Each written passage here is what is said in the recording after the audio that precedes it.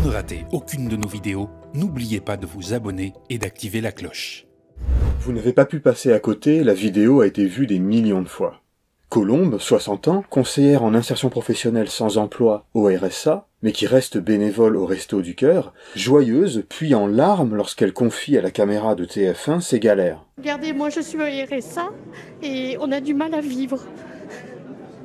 On a du mal à vivre, on ne peut pas payer les factures, on a les huissiers, on a les menaces de tout. Et donc aujourd'hui, c'est vrai qu'il y a quelqu'un qui ressort sur ce système de dire « Allez, suivez-moi et on va combattre ». Ah oui, précision, Colombe là sort pleine d'espoir d'un meeting du Rassemblement National à Perpignan le 1er mai. Parce qu'on est arrivé dans un monde de fous et il faut absolument qu'on trouve des solutions. Parce que, regardez, moi je suis au RSA et on a du mal à vivre. Réseaux sociaux et sphères médiatiques s'en emparent, les politiques se prononcent sur son cas. Et je veux ici m'adresser à toutes les colombes de notre pays. Marine Le Pen en personne la contacte. Je lui dis de tenir bon, on arrive.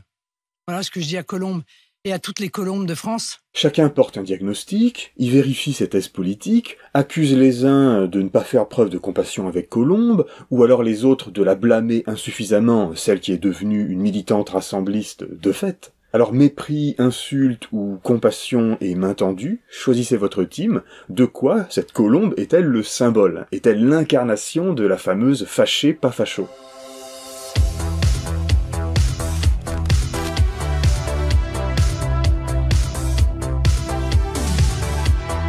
Bon, elle est d'abord le symbole de la recherche du buzz. Le journaliste Paul Larouturou a flairé le bon filon, faire de la vue tout en se donnant le rôle du journaliste qui va enfin auprès des petites gens. Je pourrais vous dire qu'elle adore tricoter, qu'elle adore la country, qu'elle est fan de Renaud, de Corinne Maziero, qu'elle a 2 chats qui ne sont pas comme le petit chat tout à l'heure, prénommés Snoopy et Nio, mais moi je vais vous parler politique. Ça aurait pu être une Samira sortant d'un meeting de Mélenchon. Mais non, là on va donner de la visibilité à toutes les bonnes raisons qu'a la blanche Colombe de voter RN.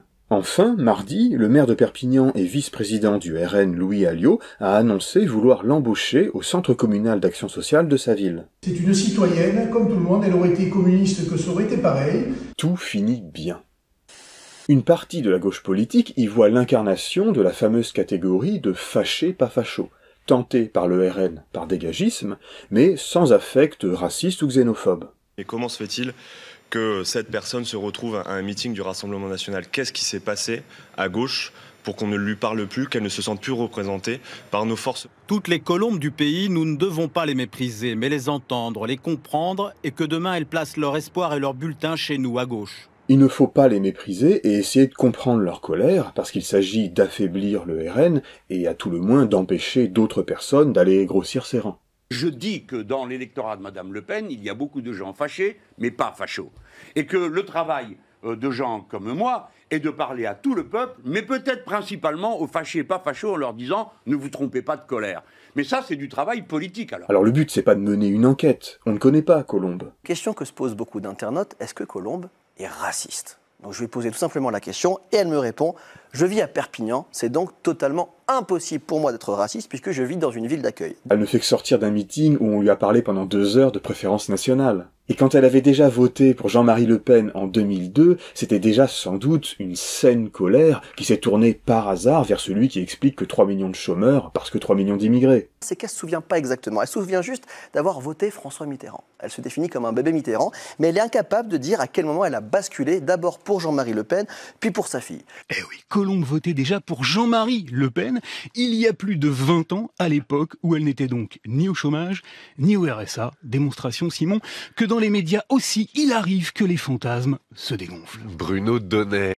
Il se trouve qu'au moment même où Colombe faisait le buzz, le politiste Félicien Faury passait sur plusieurs plateaux télé et radio pour présenter son livre « Des électeurs ordinaires, enquête sur la normalisation de l'extrême droite ». Son travail permet de dépasser certaines oppositions stériles, des fâchés qui seraient totalement fachos, ou bien des fâchés qui se tromperaient de colère. La recherche qu'il a menée auprès d'électeurs du RN du Sud-Est issus de petites classes moyennes montre que si des affects de xénophobie, de racisme ou d'ethnocentrisme sont bien déterminants dans le vote RN, ces affects sont aussi largement répandus dans le reste de la population. mais ils s'activent vers le vote RN en se combinant à d'autres facteurs d'avantages socio-économiques. Je pense que c'est très important de ne pas penser que le racisme, c'est une essence individuelle, en fait. Un vote, ça ne définit pas un individu. C'est qu'en fait, on a plusieurs affects, raisonnements, espoirs, enthousiasmes, colères qui nous traversent, et tout dépend de ce qui va être activé le jour d'un vote, mais qui en fait peut être quelque chose d'assez anodin pour un individu. Donc ce qui, moi, m'intéresse, c'est quelles sont les activations sociales et électorales de ce qu'il peut y avoir de racisme en nous et qu'on retrouve justement chez ces électeurs. Les ressorts identitaires et sociaux du vote RN s'entremêlent et il est assez vain de chercher à déterminer lequel agit prioritairement. Il faut comprendre comment certaines relégations économiques qui sont subies de façon très douloureuse par ces électeurs s'articulent à d'autres formes, à d'autres perceptions du monde, notamment qui peuvent être xénophobes ou islamophobes, même si là je connais pas cette dame, j'ai pas fait d'entretien avec elle. Et c'est peut-être cette articulation justement qui explique pourquoi ça va davantage vers le RN plutôt que vers la gauche. De son côté, le RN veut gommer le plus possible la référence à la xénophobie. Colombe, c'est le symbole de la France oubliée, et même des pauvres qui votent Rassemblement National. Mais d'abord, en termes de pure représentation statistique, il faut bien avoir à l'esprit que Colombe n'est pas représentative de l'électorat frontiste. Et à la dernière présidentielle, les catégories dites pauvres, qui perçoivent moins de 900 € par mois, étaient certes très présentes au Rassemblement National, mais votaient surtout pour la France insoumise. Toutes ces réactions politiques, Colombe assure ne pas les avoir écoutées. Elle est pourtant devenue le symbole d'une détresse sociale, malgré elle. Traditionnellement, l'extrême droite est libérale et stigmatise ces allocataires sociaux. Ce sont des assistés, contrairement aux travailleurs qui se lèvent tôt. Mais le parti voit bien aussi qu'il arrive de plus en plus à capter ces voix dont Colombe est l'incarnation. Alors il fait preuve d'un opportunisme hypocrite qui change au gré des circonstances et en fonction de l'auditoire. Par exemple, automne 2023, les députés RN avaient voté contre le texte introduisant des contreparties au versement du RSA, notamment son conditionnement à la réalisation de plusieurs heures d'activité. Mais début février, le libéral Jordan Bardella s'est prononcé en faveur de ces contreparties. En fait, si Colombe est un symbole, c'est celle d'un dilemme du RN.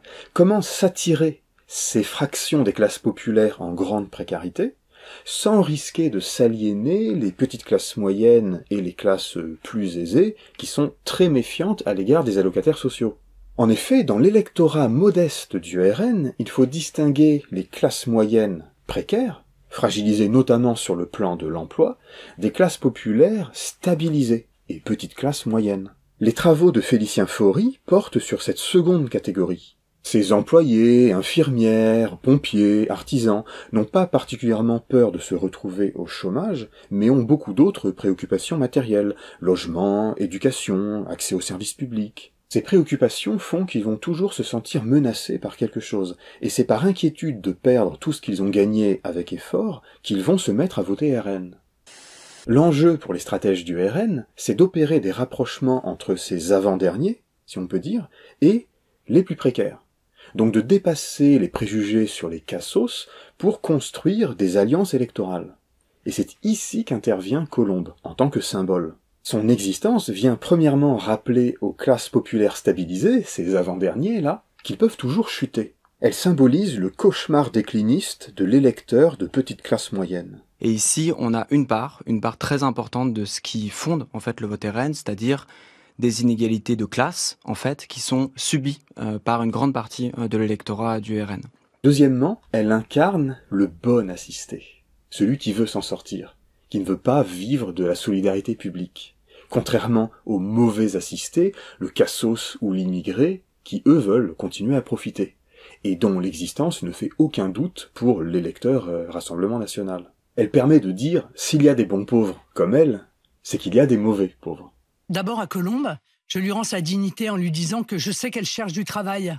Et je sais qu'il n'y a pas de travail. Or, les sympathisants RN ne veulent pas croire qu'avec une politique de redistribution efficace, il pourrait y en avoir pour tout le monde. Ils sont persuadés que la pénurie de salaires, de logements, de droits sociaux qu'impose le capitalisme est indépassable, et qu'il va donc falloir trouver les moyens de réduire le nombre de personnes avec qui le partage va s'effectuer. C'est là qu'interviennent les préjugés partagés contre l'étranger, l'immigré ou le membre d'une minorité ethnique. L'extrême droite leur dit clairement qui seront les exclus. D'abord, on loge dans le logement social les Français qui ont contribué par leurs parents, leurs grands-parents au financement de ces HLM. Et puis, s'il reste de la place, eh bien entendu, on peut accorder ces logements aux immigrés. Marine Le Pen. Si on regarde sous un autre prisme, notamment la question des inégalités ethno-raciales spécifiquement, là, de ce point de vue-là, les électeurs du RN sont moins en position de dominer, si j'ose dire. Ils sont davantage du bon côté, en fait, en quelque sorte, des inégalités ethno-raciales. Ils sont dans une position de pouvoir, mais de pouvoir relative, et ce qui va les amener à vouloir conserver justement cette position de pouvoir. L'extrême droite garantit qu'il y aura toujours un dernier qui sera derrière vous. Croyance qui n'est d'ailleurs pas forcément incompatible avec l'idée d'aider au quotidien les plus démunis dans une assoce comme les Restos du Cœur. Au fond, la fonction symbolique de Colombe, c'est peut-être moins d'être la représentante des classes populaires précarisées qui votent Rassemblement National, que d'être le cauchemar des petites classes moyennes. Il s'agit pour le RN d'entretenir leur peur de connaître le même sort, et de les détourner de la gauche qui soutient qu'avec du partage, il peut y en avoir pour tout le monde. À la semaine prochaine.